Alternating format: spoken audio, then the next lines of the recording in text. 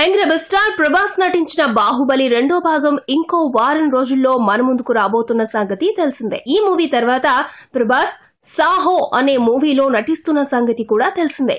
ఇప్పటికీ ఈ మూవీకి సంబంధించి అధికారిక ప్రకటన కూడా వచ్చింది. ఈ నెల 23న సినిమా ఫస్ట్ లుక్ టీజర్ ను రిలీజ్ చేయాలని నిర్మాతలు అనుకున్నారు.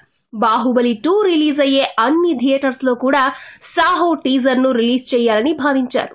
అయితే అందుకు బాహుబలి టీం ఒప్పుకోలేదని సమాచారం.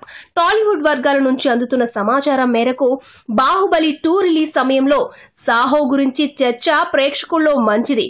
మొత్తం అంతా కూడా బాహుబలి గురించే మాట్లాడుకుంటే సినిమాకు ప్లస్ అవుతుందని రాజమౌళి భావించాడు. అందుకే ప్రభాస్ కు తర్వాత సినిమా ఫస్ట్ లుక్ ను వాయిదా వేసుకోవాల్సిందిగా సూచించాడు. దాంతో తప్పనిసరి పరిస్థితుల్లో ప్రభాస్ మరియు అతడి నిర్మాతలు సాహో ఫస్ట్ లుక్ ను క్యాన్సిల్ చేసుకోవాల్సి వచ్చింది.